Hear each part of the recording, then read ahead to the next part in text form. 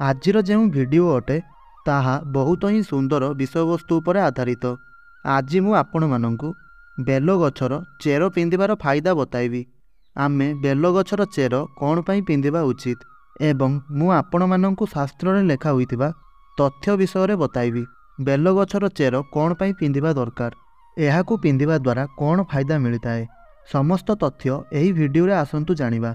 ताहा पूर्वरु आपण मानंकु गोटिए अनुरोध, भिडियो को शेष पर्यंत निश्चय देखंतु एवं भिडियो को गोटे लाइक कर दियंतु एवं भक्तिर सहकारे कमेंट बॉक्स रे ओम नमः शिवाय हर हर महादेव अवश्य लेखंतु। सर्वप्रथमे आसंतु जानिबा बेल गछ आम पई कौन पाई उपयोगी होइथाए, आम पई कौन पाई उत्तम होइथाए। तो आमर शास्त्र रे लेखा होइछि कि बेल गछ रुद्राक्ष वृक्ष ठारू भी बहुत पावरफुल होइथाए। बेल गछ तुलसी वृक्ष ठारू मध्य बहुत शक्तिशाली होइथाए। मु आपण मानंकु बताइबा पई चाहिबी बेल गछ विषय रे एहा कुहा जायथाए। बेल गछर दर्शन मात्रके समस्त पाप दूर होई जायथाए। बेल गछर स्पर्श कले साक्षात भोलानाथंकु स्पर्श करिबा समान होइथाए।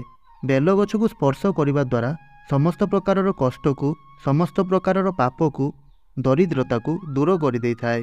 पुराण अनुसारे बेल गछ माता पार्वतींकर झाड़ू उत्पन्न होइतिला।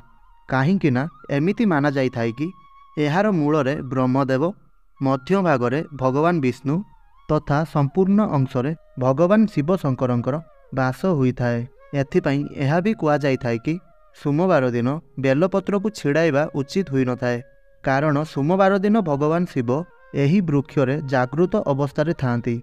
तो वास्तव रे आमे बेल गछर चेर कौन पाई पिंधिबा उचित, एहार चेर काहाकु धारण करिबा उचित आउ काहाकु धारण करिबा अनुचित होइथाए, आसंतु जानिबा। सर्वप्रथमे बेल गछर किछि महत्वपूर्ण कथा जानि नियंतु। तो बेल गछरे माँ लक्ष्मींकर बास माना जाइथाए। एहार पूजा करिबा द्वारा जदि कौनसी व्यक्ति सोमवार दिन संध्या समय रे बेल गछर पूजा करिथाए, एहार मूलरे जदि गंगा जल हेउ किंबा कंचा क्षीर ढालिथाए, तेबे दरिद्रता दूर होइथाए। एहा माना जाए कि बेल गछकु घरे लगाइबा द्वारा प्रतिदिन एहार दर्शन करिबा द्वारा पापरु मुक्ति मिलिथाए एवं जेउ व्यक्तिंकर घरे सुख शांति एवं वैभवर कमी अछि, तो एमिति व्यक्तिंक घरे सुख समृद्धि वैभव सबुकिछि प्राप्त होइथाए। एहा भी माना जाइथाए कि बेल गछकु घरे लगाइबा द्वारा एहा वातावरण को शुद्ध करिथाए। काहींकि ना भगवान शंकरंकु बेलर पत्र कौन पाई चढ़ा जाइथाए, एहार पछरे बहुत किछि कारण रहिथाए। जेबे भगवान शंकर विष को धारण करथिले, विष को पीथिले, तो ताहार गरम को भगवान शंकर सही पारि नथिले। तो सेठारे उपस्थित समस्त देवी देवता एक वैद्य को एहार उपचार विषय रे पचारिले। तो वैद्य कहिले कि आपण बेलपत्र भगवान शंकरंकु खाइबाकू कहंतु।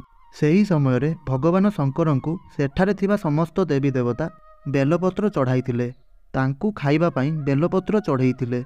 काहींकि ना बेलपत्र विषाक्त पदार्थ को दूर करिथाए, एहा शरीर को शुद्ध करिथाए, मन को पवित्र करिथाए। साप एवं बिछा जेमिति विषाक्त जंतु कामुड़िले मध्य ताहार प्रभाव को दूर करिथाए। तो आसंतु जानिबा एहार चेर आमे कौन पाई पिंधिबा उचित एवं एहार चेर आपण पिंधिले आपणकर जीवन रे कौन परिवर्तन आसीथाए। आसंतु जानिबा जेउ लोक शनि ग्रह द्वारा चिंतित अछंती, समस्या रे अछंती, 90% लोक जेतेबेले शनिकर 7.5 अढ़ई आसी जाइथाए, तो लोक माने समस्या रे पड़ी जाइथांती। केते ज्योतिषंकर पाखकु जाइथांती, किंतु तांकु समस्यारु मुक्ति मिली नथाए।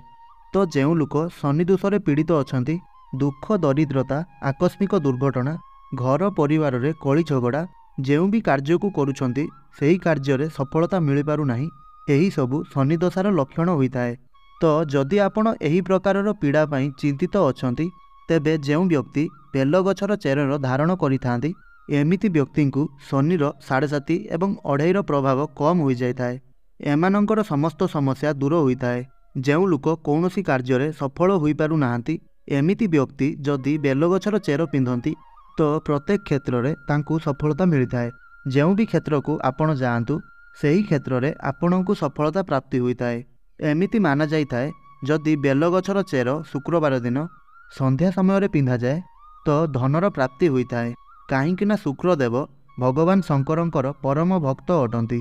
जदि शुक्रवार दिन बेल गछर चेर आपण धारण करिवे, तो आपणଙ୍କୁ अचानक धनर प्राप्ति होता है। शुक्रदेवंकर कृपा प्राप्ति होता है। शुक्रदेवंकु धनर स्वामी बोली कुआ जाइथाए। सुख समृद्धिर स्वामी बोली कुआ जाइथाए। यह भी माना जाइथाए जो व्यक्ति बेलगछर चेर को धारण करिथाए एमिति व्यक्ति को कालसर्प दोष लगी न थाए। पितृदोष गोहत्या जमिति बड़ दोषरु मुक्ति मिलिथाए। किंतु एहाकु पिंधिबार किछि नियम मध्य अछि। एहार चेर को पिंधिबा पूर्वरु एहाकु प्रथमे दुग्धरे स्नान करिकि पिंधिबा उचित। जो भी व्यक्ति बेलगछर चेर को धारण करिथांती पिंधि थांती एमिति व्यक्ति भगवान भोलानाथଙ୍କ कृपार पात्र बनि जाती। भगवान भोलानाथ स्वयं एमिति व्यक्तिंकर रक्षा करिथांती। रुद्राक्ष ठारू मध्य बहुत बेसी शक्तिशाली होता है बेलगछर चेर। जदि आपण आध्यात्मिक उन्नति करने को चाहते आपण चाहते कि आपणकर आध्यात्मिक उन्नति हेउ समस्त क्षेत्र में आपण को उन्नति मिलू सफलता आपण को मिलू तेबे आपण बेलगछर चेर धारण करंतु। यह आमको दुर्घटनार मध्य बंचाई थाए एवं नवग्रह पीड़ारू मध्य आमको बंचाई थाए।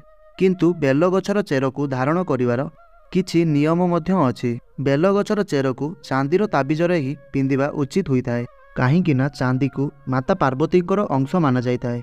चांदी माँ पार्वतींकर स्वरूप अटे एवं बेलगछ मध्य माँ पार्वतींकर स्वरूप अटे। कहीं ना माँ पार्वतींकर झाड़ू बेलगछर उत्पत्ति होइतला। चेर को पिंधिबा पूर्वरु प्रथमे 2 घंटा पाई चेर को गंगा जल रे बुड़ाई रखिबाकू होइताए। ताहापरे आपण जाई पिंधि पारिबे। किंतु मु आपणଙ୍କୁ ଏହା କହିବା ପାଇଁ ଚାହିଁବି ଏହାର ଅଶୁଦ୍ଧି दूर କରିବା ପାଇଁ ଆପଣ पंचामृतरे 15 मिनिट ପାଇଁ बुड़ाई रखंतु एवं ताहापरे चांदीर ताबिजरे पुड़ाई आपण धारण करिपारिबे। एहा द्वारा आपणଙ୍କୁ बहुत बेसी लाभ प्राप्ति होइताए। ଯେଉଁ भी क्षेत्र को आपण जाआंतु आपणଙ୍କର उन्नति होइताए। आपणଙ୍କୁ सफलता प्राप्ति होइताए एवं शत्रु मानकर विनाश होइताए। तेबे बंधुगण यह तो थिला बेलगछ को नहीं किछि महत्वपूर्ण कथा। आपणଙ୍କୁ जदि एही भिडियोटी भल लगी थाए ताहेले तळे थिबा हमर कमेंट बॉक्स रे ओम नमः शिवाय हर हर महादेव अवश्य लिखंतु एवं वीडियो को गोटे लाइक करंतु एवं एही भली वीडियो देखिबा पई हमर चैनल को सब्सक्राइब करंतु।